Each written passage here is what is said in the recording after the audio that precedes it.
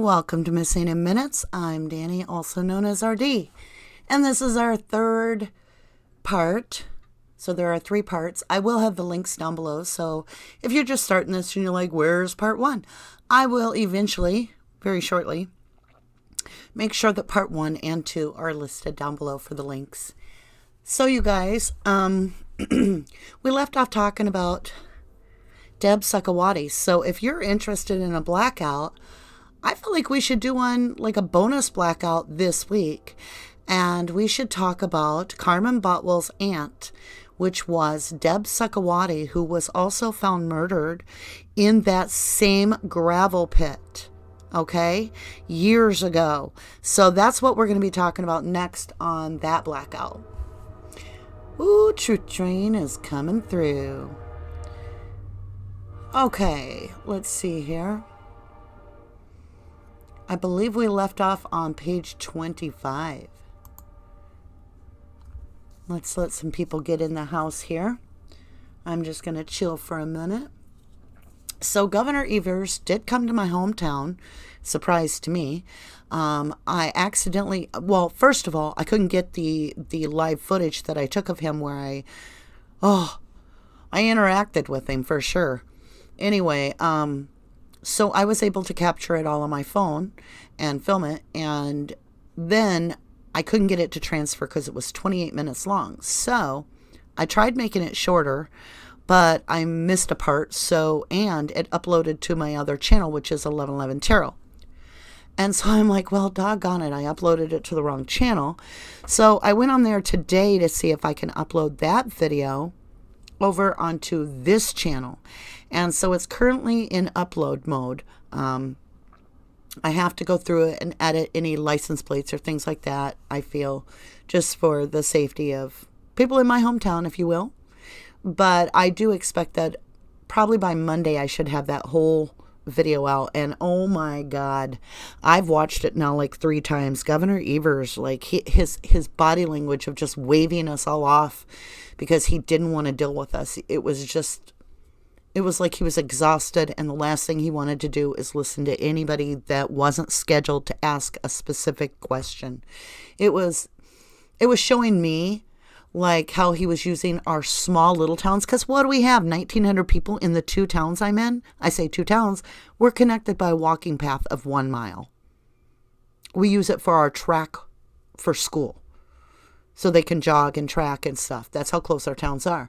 1,900 total people maybe. Right? Why is Governor Evers coming in the back door? We're not telling our community and trying to make this Channel 7, or no, I always say Channel 7. It wasn't. It was Channel 9 and Channel 13. Do this whole thing about hometown and how involved he is when he hid from our town. We found out 2 hours prior to his arrival, and we all threw together signs while we were at work. We got our bosses to clear us, or our bosses supported us, and we all raced to the church. He hid in the building and told everybody that he was going to be outside. The whole thing was going to be outside. We're there 20 minutes and find out that indeed Governor Evers is inside the building in full report. Now, we weren't held back. We could go in. We just didn't know. So we all scurry inside, and you'll get to see what happens. I did do a live the other night about it, but at that time I didn't have the video transferred, so you only get to see like a really crappy view on my phone. But let's get rolling here. I feel like this is one of the best reads I've ever had in my life. There have been some notable points. I just had to stop and just reread it out loud and just savor that sweetness. It's like that steak you eat that just hits the spot where it's like cooked perfectly. Hats off to Zellner and team for an incredible communication and 101 law. I mean, just sincerely. So with that, you guys, let's get rolling. I invite you over to chat. Feel free to chat it up. I do see the messages. I don't always get a chance to read them, but I try to come back to them. So whatever part of the day you are in, I hope that it counts for you. Let's get rolling here. So this is the third part of me reading the petition. I believe it's called A Petition for Review, but it's addressed to the Supreme Court. So this is quite enthralling. We're going to start in the middle of page 25 on section A, as an apple. So feel free to read along with me or just enjoy this as a podcast. Wisconsin Statute 968.205, preservation of certain evidence. Hey, Sherry. She's clapping again. Good deal. In 2001 was... Let's just take a drink and try to start this over. I hope that's not going to show how this is going to read. Let me take a minute to make sure I got my throat cleared, because I want to savor this very much. In 2001, Wisconsin recognized the importance of the preservation of certain evidence for purposes of post-conviction relief in enacting several evidence preservation statutes. See Wisconsin Statute 968.205. Now remember, I told you guys, Norm gone. He was part of the Avery case. All right? He is the one... He was the DA for Milwaukee County. I don't know why he was part of the Avery case, but he was.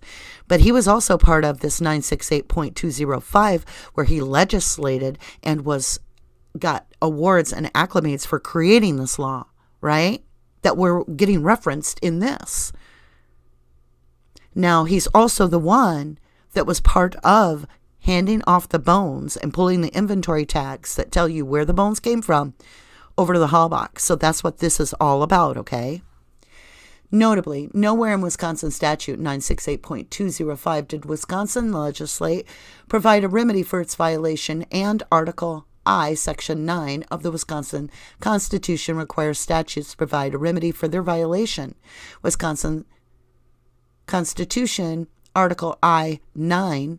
As such, this court has been clear. Wisconsin courts have the authority to fashion a remedy for remedialist statutes. So in other words, come up with a solution and set a standard. Okay, let's see what happened to our paper. There it is. This court should find that a showing of violation of Wisconsin Statute 968.205 is a sufficient showing of bad faith required by Youngblood for an evidentiary hearing. In Youngblood, the Supreme Court adopted a test requiring the defendant to show, number one, that the evidence is merely potentially useful to his case, and, number two, that the police acted in bad faith when destroying it, Youngblood. Now pause right there, you guys. Remember, the guy that wrote the law that says, the statute that says, you shall retain biological evidence associated, now I'm paraphrasing, associated to anybody incarcerated until they are no longer held, right? He writes the law. He gets awards, acclamates, all that.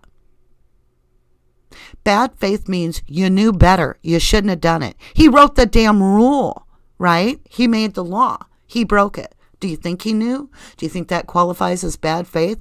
I sure the hell do. Wisconsin Statute 968.205 creates three presumptions. Number one, that all evidence covered by the statute and collected in the course of the criminal investigation is material. Number two, because of its materiality, it is potentially useful. The first Youngblood prong. And number three, since the evidence preservation statute effectively codifies, quote, good faith, every violation thereof indicates, quote, bad faith. The second Youngblood prong. Wisconsin has signaled through the enactment of Wisconsin Statute 968.205 and through Wisconsin Court of Appeals opinion in Parker that Wisconsin's evidence preservation doctrine applies to the post-conviction context. The circuit court found that because, quote, no DNA testing was performed on material returned to the family that conclusively identified the material as belonging to a human being or any specific individual, the evidence in question cannot come within the plain meaning of the statute. The plain language of the statute, however, does not require that the biological evidence belonging to the victim be DNA tested to provide it is the victim's. Such a reading of the statute defeats its purpose and allows the destruction of evidence without notice to the defendant. In Mr. Avery's case, the state held bones out to be Hallbox, and when Mr. Avery sought to conduct further DNA testing, he learned the bones had been destroyed without notice to him. A previously undisclosed police report documents that these bones were held out to the victim's family as being the victim's bones. The Court of Appeals erroneously focused on the testimony of the state's forensics anthropologist, confining its analysis to the suspected human bone fragment, labeled number 8675. The only bones from the gravel pit introduced at trial. The court ignored entirely Dr. Eisenberg's reports, which described numerous other human bones found in the gravel pit. Therefore, it erroneously concluded that the bones given to the Halbach family were simply of undetermined origin. Mr. Avery has alleged sufficient facts to show a violation of the state in a second way, that the state's effective destruction of the gravel pit bones was a destruction of evidence that may reasonably be used to incriminate or exculpate any person for the offense. Wisconsin Statute 968.205, subsection 2. The state went to great lengths to confine the murder to the Avery property and to one person because it made its case against Mr. Avery much easier. It is here where the exculpatory value of bone fragment evidence lies. Mr. Avery was tried and convicted on a theory that, number 1, he alone killed and burned Halbach in the burn pit. Number 2, after burning Halbach in his burn pit, must inexplicably have moved her bones over to the Dassey burn barrel. And number 3, that the suspected human bones found in the Manitowoc gravel pit, not on the Avery property, simply were not really evidence, precisely because they could not be identified through DNA testing to be human or Halbach's. The Court of Appeals overlooked that Mr. Avery was found not guilty of mutilation of a corpse. It reasoned, quote, the apparent thrust of Avery's claim is that if Halbach's bones were found in the gravel pit, then she was killed by someone else, as Avery never explained why he himself would have been unable to dispose of Halbach remains in the gravel pit. This line of reasoning is wholly speculative. The very obvious explanation for why Mr. Avery would have been unable to burn Halbach in his burn pit and then transport her remains to the gravel pit for purposes of the court's hypothetical is that Mr. Avery was acquitted of burning Halbach's body in his burn pit or burning or mutilating Halbach's body at all. This gross misunderstanding of the facts caused the Court of Appeals to start from a premise not supported by the record that Mr. Avery is responsible for taking the bones to the gravel pit. His jury decided just the opposite. It is undisputed that Halbach's body was mutilated after her death. The potential to inculpate another person for the mutilation of Halbach's body for which Mr. Avery was acquitted is strong. I lost my place. There it is.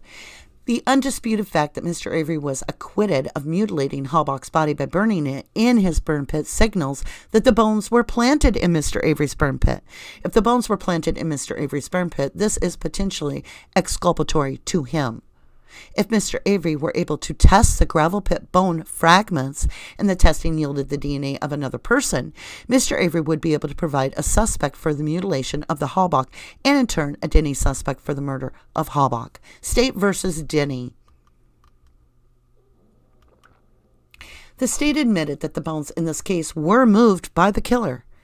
It cannot be said that the state would not appreciate the potential for the killer's DNA to be on those items of evidence it claimed the killer must have touched and moved. The bone fragments in the Dassey burn barrel, not Mr. Avery's as the Court of Appeals incorrectly stated, and the gravel pit pelvic bone tagged under evidence tag number 8675 had similar kerf marks, suggesting they came from the same source and underwent the same destruction or mutilation. Mr. Avery's expert, Dr. Symes, a world leader in kerf marks analysis, could have conducted the analysis to determine whether the remainder of the gravel pit bones displayed similar cut marks to the gravel pit pelvic bones and the bones in the Dassey burn barrel. Testing these bone fragments for the DNA profile of Halbach, the DNA profile of the real killer, could have provided exculpatory evidence for Mr. Avery. The state's destruction of the evidence has deprived Mr. Avery of the opportunity to do so. I'm going to take a drink. That was well said.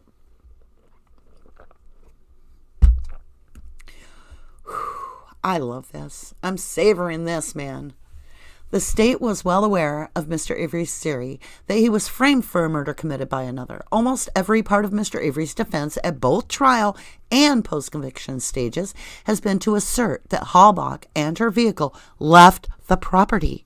Halbach was killed off the property, and her remains and personal effects were then planted on the Avery property. The state knew the potential exculpatory value of the bones, and that testing them, quote, may reasonably be used to incriminate or exculpate any person for the offense. Wisconsin Statute 968.205.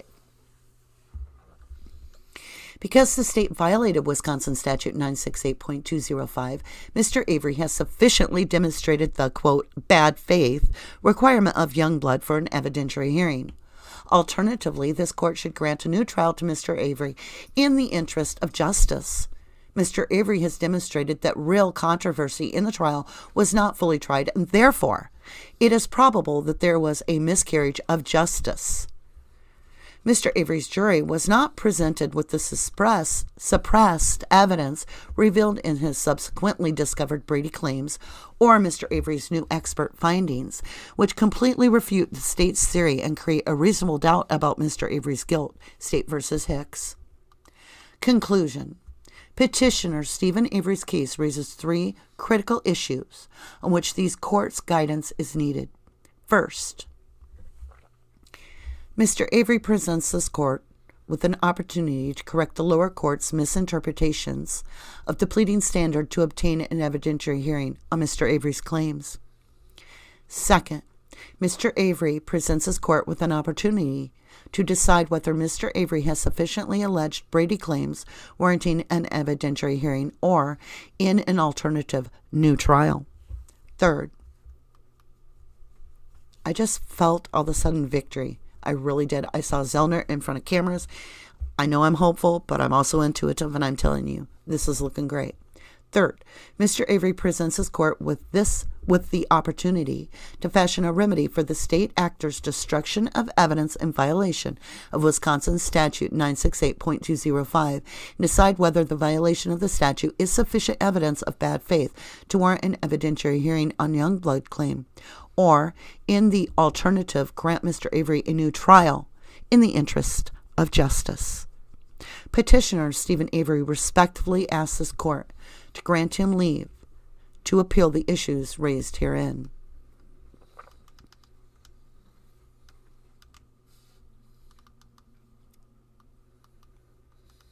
I'm just scrolling to see what's going on. All their little affidavits are attached. I don't know why I thought this was so long. So, Sherry Lynn, I want to thank you for supporting the channel and showing up in chat. It says, if the body was burnt in the pit, there would have been burnt black fatty tissue in soil samples. True that.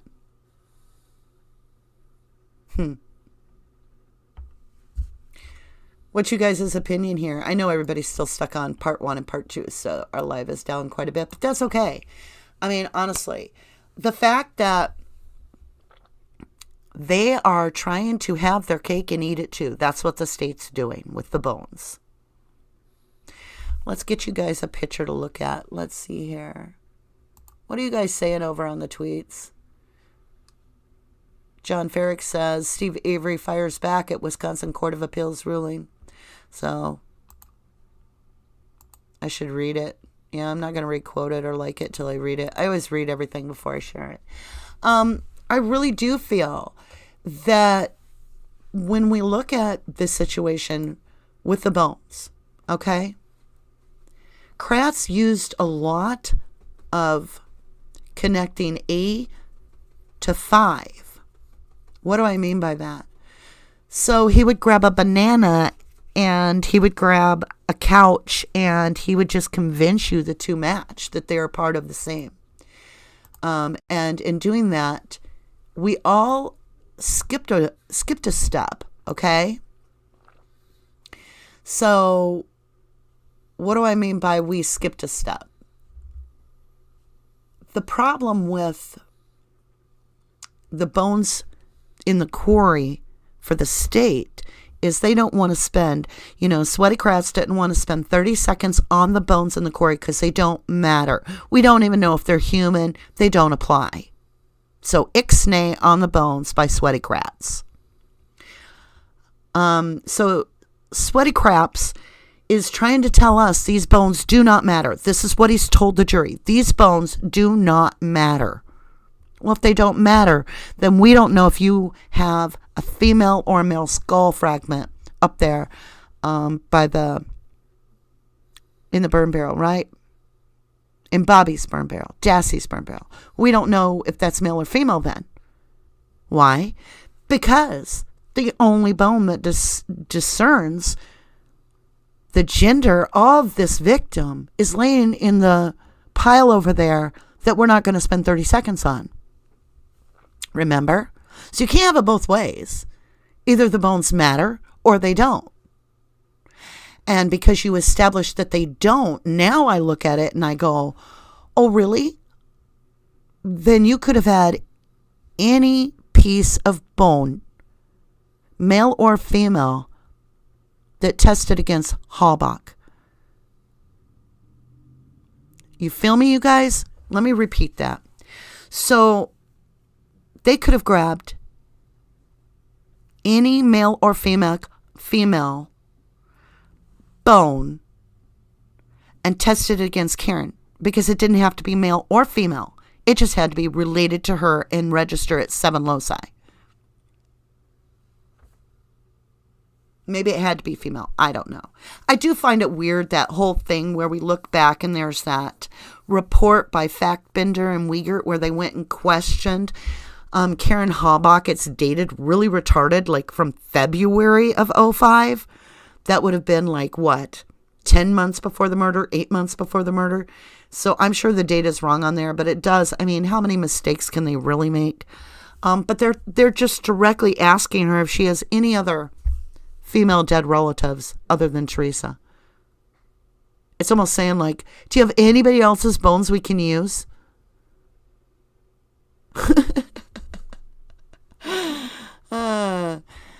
I mean, let's call a duck, right? You guys want to play that game? I can play that game too. And it's literally saying, do you have any other bones we can use? Because we can't find Teresa's. This is just crazy. And then they hand the bones off to the Halbachs. And what a slap in the face. Talk about disrespect. You a-holes that work for the state of Wisconsin sit there and try to make us guilters feel like crap because we don't want to show disrespect to the Halbachs and blah, blah, blah, blah, blah.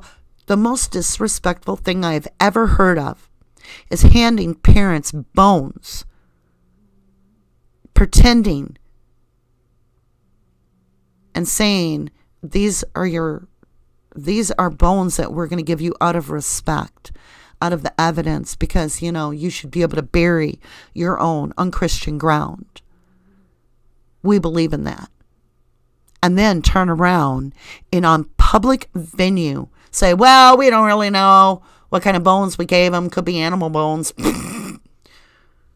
Let's butt dial Zellner and let her overhear that conversation. Oh, wait, we did. Remember the call? Let's not call that Zellner chick back there until, we look in that bag and see, because, neither one of us has been looking at that bag in a while. And, it's all a cat in the bag. We're going to let the cat in the bag. We're going to let the cat out of the bag here. It's going to be Pandora's box. And, well, hell, we got rid of all them bones anyway. So we'll just make this call sound like we really are looking for the bones. But, I'm Norm Gahn. I know all about the bones. I wrote the law, and I know I gave them away to the Halbachs, and I said it was the bones of the daughter. But, yeah, it could have been Kentucky Fried Chicken. Yeah. Sorry, Gemini thing. Just saying. We're relying on the Supreme Court to wipe the slate clean, to acknowledge that there is injustice on a massive level that cannot be ignored any further. The entire world is watching and reliant on the fact that truth will prevail. Our constitutional rights stand for what they stand for, which is the right to a fair trial. You give me an hour alone to talk to somebody on this Supreme Court, I guarantee you they will not, in good conscience, be able to call anything about this or Brendan Dassey's trial, Stephen Avery or Brendan Dassey's trial, fair. Not one thing is fair. Not one damn thing from the get-go. And we know it. First of all, when was Denny law created? Start getting familiar with that. Then find out that the first time it was used in Wisconsin was on Steve Avery. And find that it got altered. A third criteria got altered just for Stephen Avery. And that was motive. But the prosecution didn't have to provide motive, only the defense. And it was created by enacting the Denny law. What gives you the right? Hi, Kine. Good to see you, love. What gives you the right to target one man out of all the other cases that have passed by and say, well, you've got to have a motive to point the finger and say somebody else did this. We got to know why they would have done it. But we're going to point the finger at you and we don't have a motive. We don't know why you did this. I mean, it makes no sense. You got $36 million coming. You're about to hang the Manitowoc County Sheriff and DA out to dry. You got everything tipping in your favor. So there's no way we can give you a motive. So we're not going to. But you better have a motive if you're going to point it out and say somebody else did it.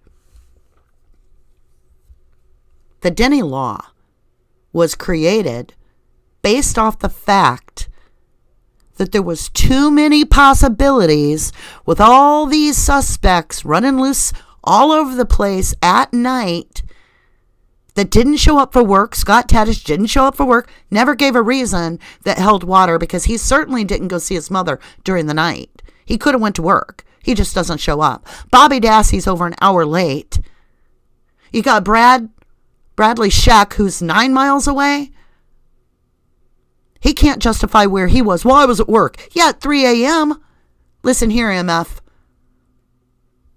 You got all kinds of problems over there, Scheck. You're seeing the woman that just disappeared. You've had conversation or contact at least with her that day. You possibly know where she's going through contact. And your only alibi is at 10 o'clock you went to the bank with your mom, with your dad. Whatever. And yet, to this day, we have no motive why this individual, Stephen Avery, thank you for pointing it out, Sherry, would have killed Teresa Halbach. No motive whatsoever. And you got Kathy Williford, who was said by Angela Schuster to have been a DEA agent. Basically, a narcotics investigator for the state.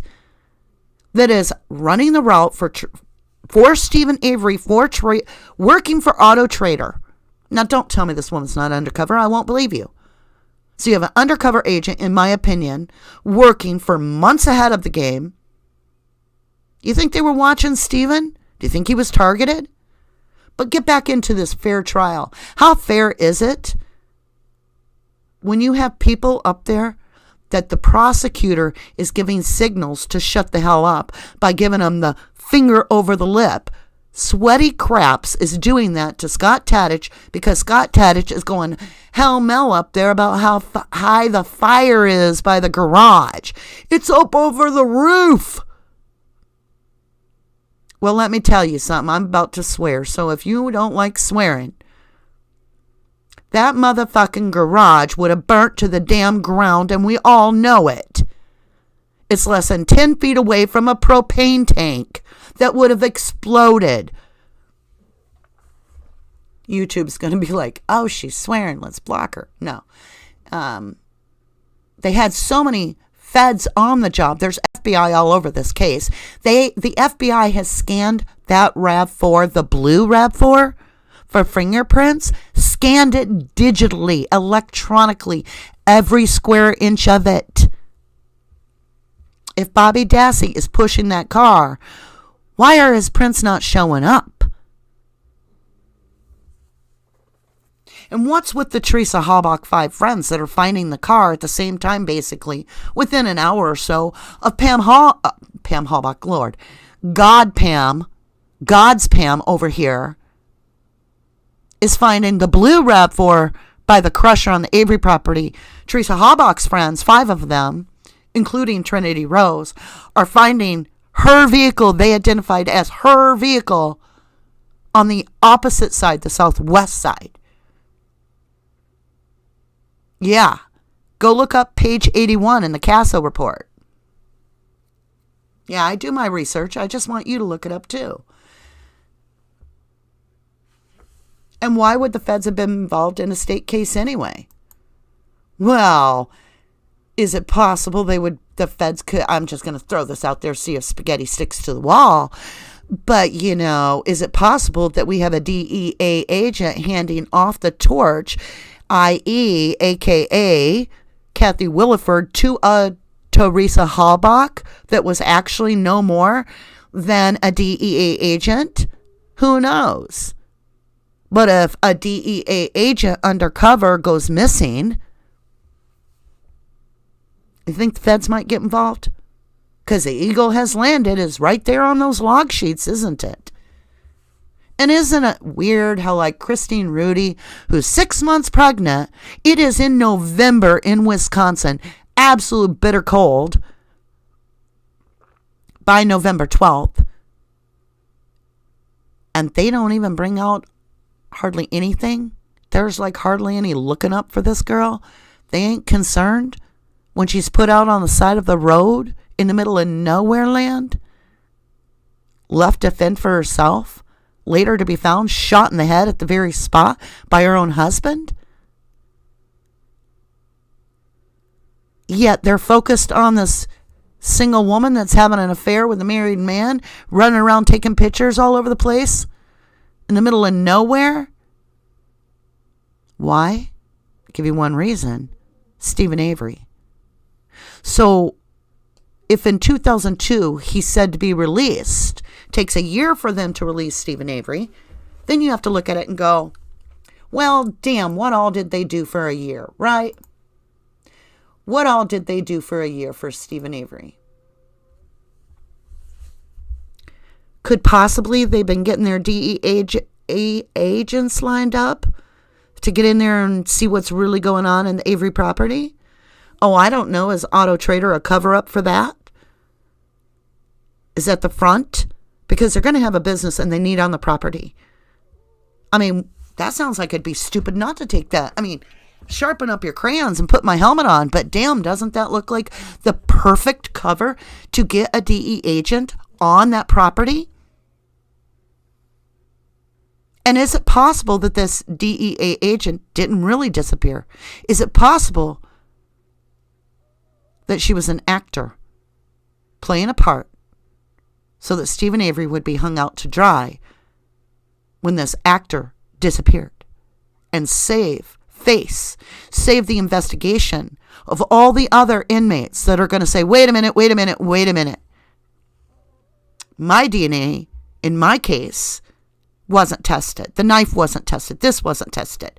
Because Stephen Avery was setting a bar. And it wasn't just that he was setting a bar. He was setting a significant bar that the entire world, well, at least the nation at that time, was seeing.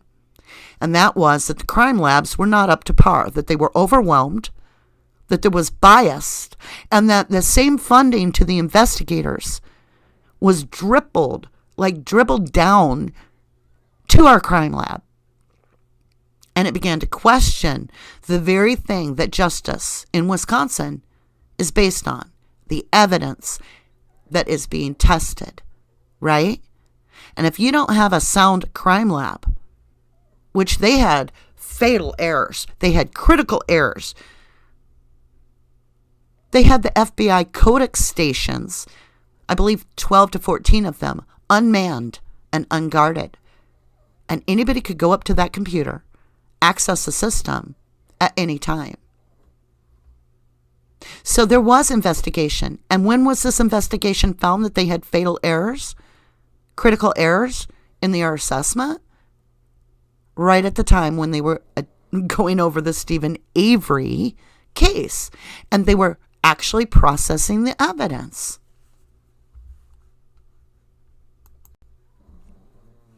Hey, Bethany, love. I'm so glad you're here. I am. All right, guys. I've rambled long enough, obviously.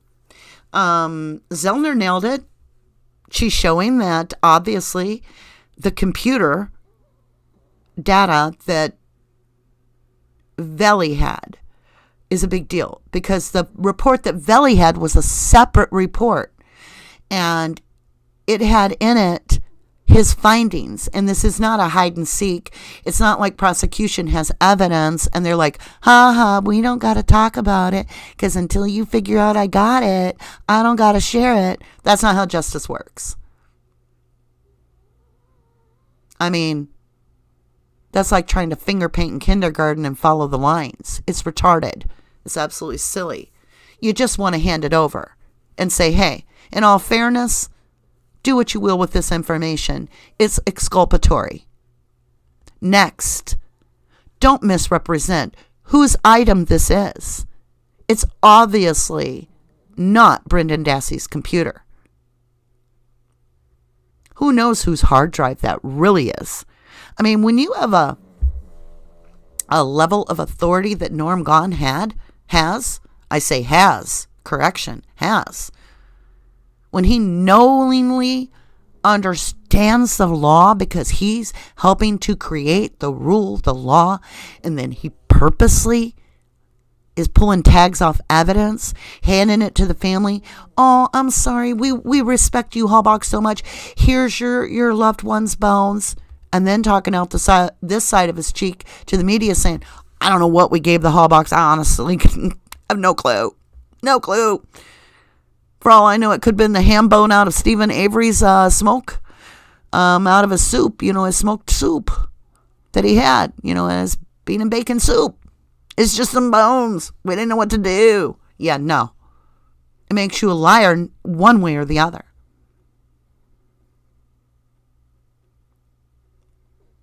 Fair witness, says Ducky. No disrespect, but your voice is so soothing.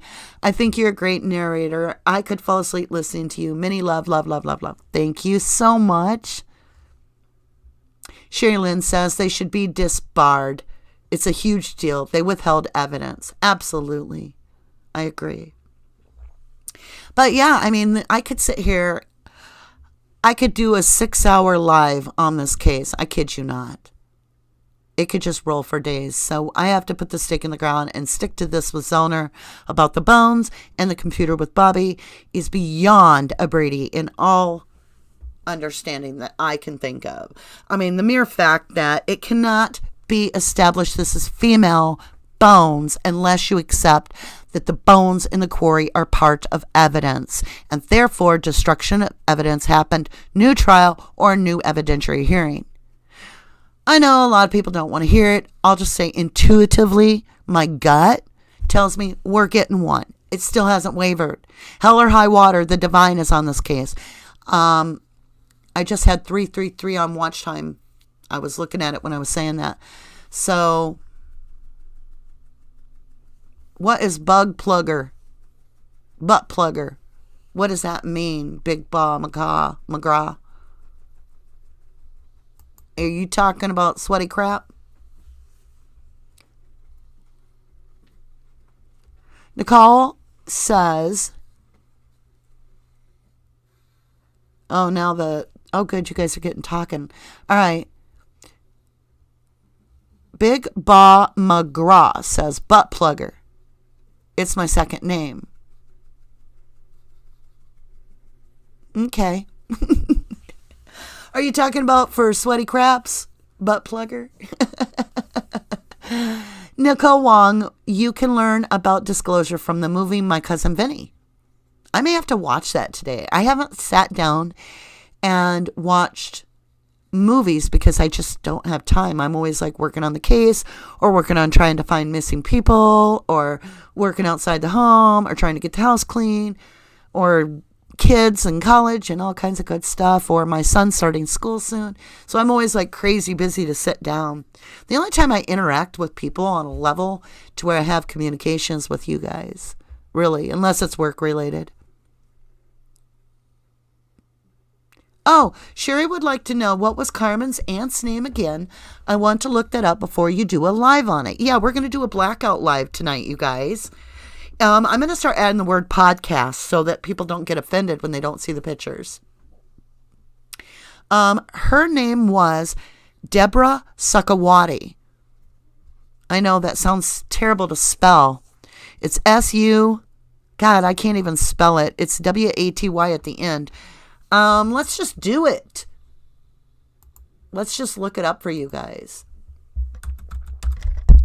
Because when I type it, I just threw the mic almost on the floor. Okay, Deb, it'll probably come up pretty quick.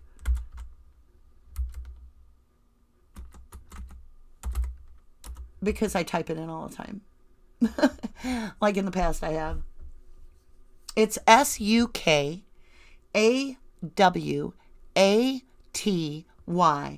So it's scuba, umbrella, kite, apple.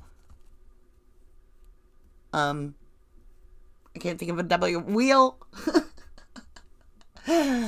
Apple. Tom. Yo-yo. Okay? But you have to put in... Oh, I've got the... No. Nay. Randits, here it is. So, Finkel case is from 1978. A girl's body found in Redonce pit. This is from a Reddit. It's a TikTok. There's one. Now, this gets so crazy, you guys, because... Got to remember, the Avery case all boils down to Kusurek. He's the guy that started this shit with Avery. He was the sheriff at the time, and it took him forever to get to be sheriff. And he ran against a whole bunch of other people. One of the people he ran against for the sheriff position was Joseph Sukawati. Now, Sukawati's daughter, right? Now, are you following me? Is Deb Sukawati. He runs against Kusurek, and then... his daughter is found dead in Redonde's pit. And that's Carmen Botwell's aunt. So we're going to get into that on the blackout. I'm not going to get too deep into it. There's an obit here where he passed away. I'll tell you the year he passed away. And then we'll get into a blackout together on a different live. So this is, let's see, 2016, February 17th, 2016. And that's his picture. Are you guys still seeing the screen, or did I take it off there? I don't even know. Let's go back to this. Yeah, you're still seeing it. Good deal. So there you go. That's what our next blackout's going to be about. It's a really intriguing story, but you have to be willing to do the time and really sit through some of this history to understand how Deb Sukawati's murder could have been political. Okay? It's almost like this timing of distracting this Joseph Sukawati from running for sheriff. But we'll get into that a little bit deeper as we get into the storyline.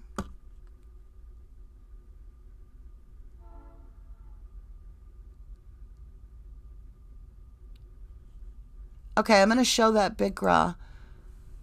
Okay, Big Bra McGraw says, YouTube search this evil old man who threatens valuable women and their kids and has made false rape claims about ex-girlfriend. He is pure evil and UK police failed to stop him. The Brian Hurl threats.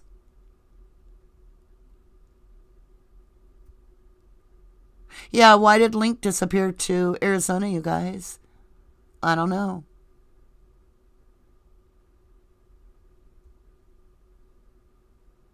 All right, you guys, I love you so much. I think we should get off here. Again, I will get into the live. We'll just do the research together right on the blackout. All right? That way you guys can start. Well, no, we can't. We'll do that. Maybe I'll record a live and we'll do that. I'm trying to think how I want to do that. I'll record a blackout, okay? But we'll do and we'll put it as a premiere. And then we'll have a live before it to discuss some of the stuff that we're going to be talking about. Yeah, I think that's the best way.